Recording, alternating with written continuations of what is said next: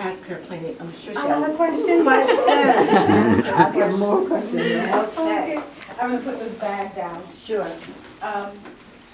Well, welcome. Welcome. I'm so glad that I can share. This is my first solo show as an artist. Wow. I'm so glad that I can do it here Yes. at the Thank African you. American Museum of Arts. This is a special place for both my husband and I and some of our artist friends in our group of artists, because a lot of us have shown here, so it means a lot that I'm doing the first solo show here. And this exhibit is entitled Imprinted, because it is about what affects us as human beings as we go through this life.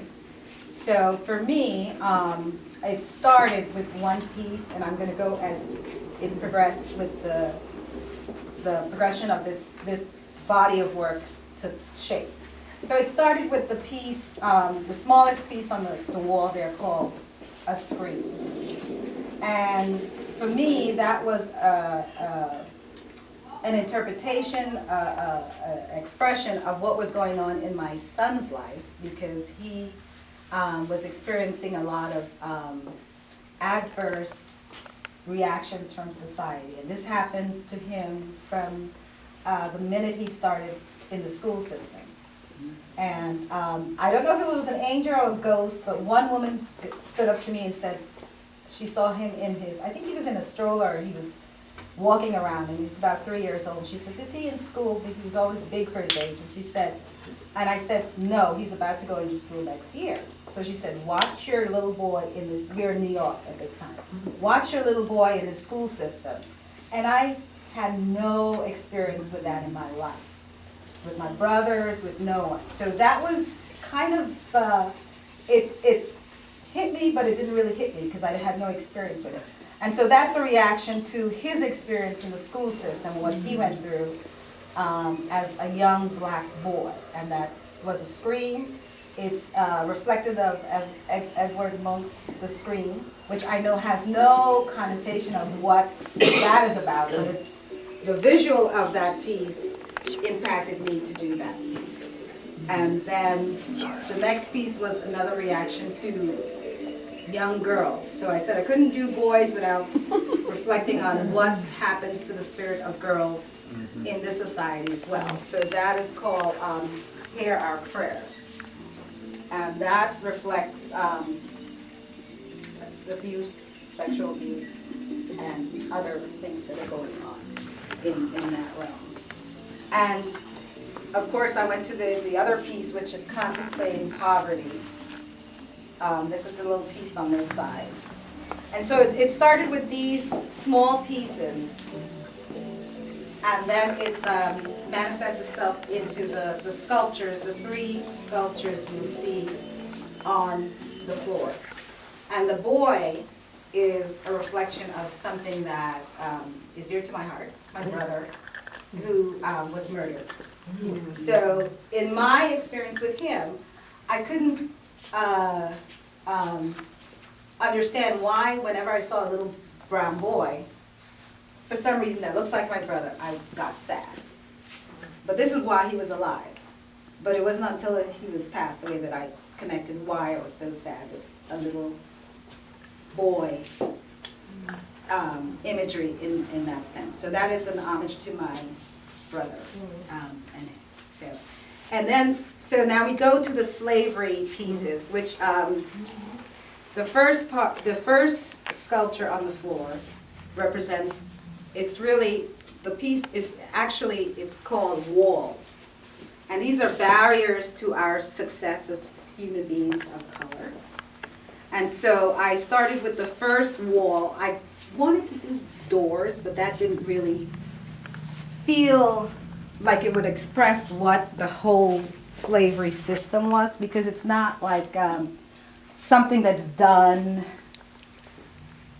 externally. It was done completely to the human spirit, the human being.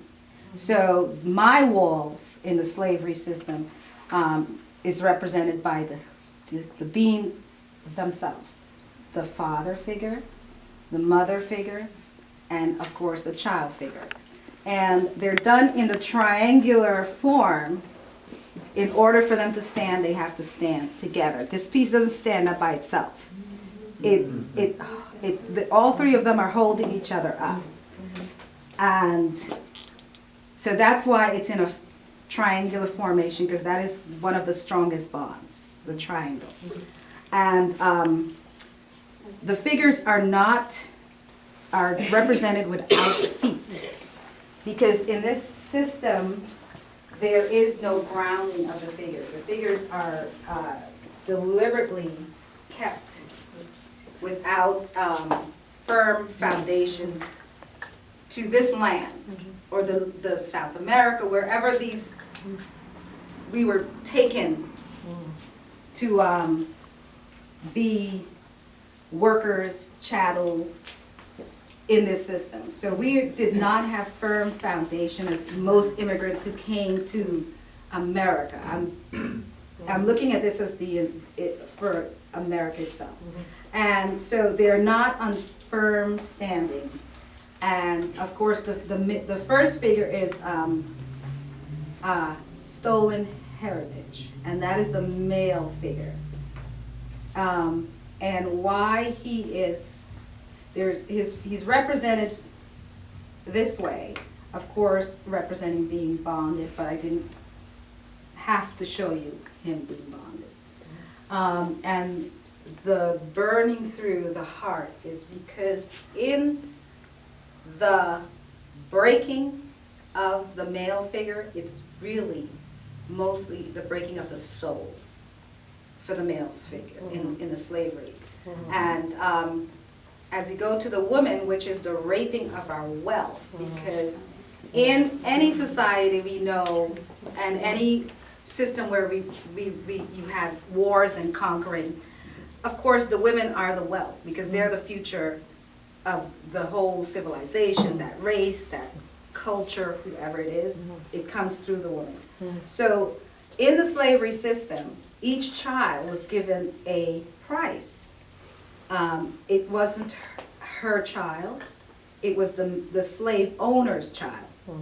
So when you take away that ability for me to have my children as the future wealth of our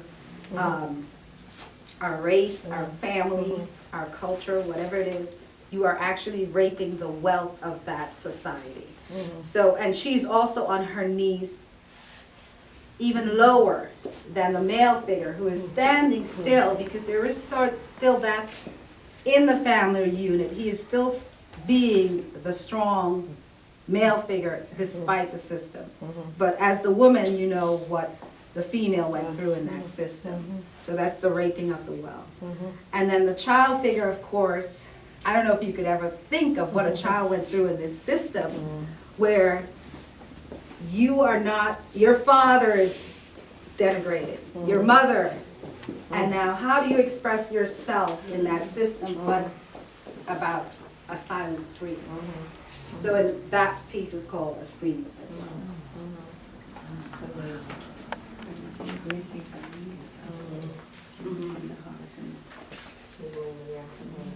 Yeah, and those are the opening of, I guess, of my opening of the soul. For each figure is the wound, the heart, and then the voice. Yeah. Yes, I know you don't need my permission, but Okay. You can tell it like it is. If you want to use the word white supremacy. Oh, that will. It's coming up. I will with that. Okay. You don't need my permission. Oh, okay, I'm just okay, saying that. thank you. Yeah. I also am sensitive as well. I don't want to offend anyone, so, Sure. yes. And so even, and the child as well has a branding of slave on his forehead. And that is because he is educated in this system. Remember, they couldn't read. Child had to act a certain way. So even the parents coming from Africa, the motherland, when it gets to the child who's born here, there is a whole education of how you behave in the system. And this goes through to present of how you behave in this system. Because as I was speaking of my son, he encountered certain things that only a black boy could encounter in his interaction in the school system. The predisposition that you're not smart enough. You don't walk into the school doors and they say, you're the most brilliant human being on the planet. You're going to be a doctor, a lawyer. You will soar. It's, will you act up? Will you do this? And all these things are put upon children before they even show who the beautiful creatures they are. So that is the educational system. And so I'm so wordy. So we move to the next period after the slaves are freed, and then they are now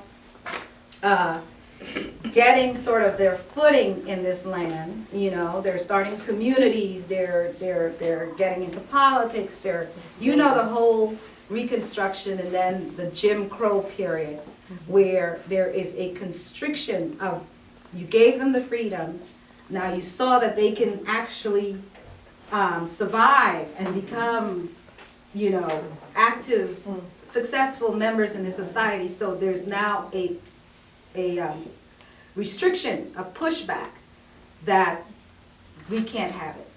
So here we have the KKK and the Jim Crow system and the taking back of you being in politics and all the other things, and burning of very active and successful communities.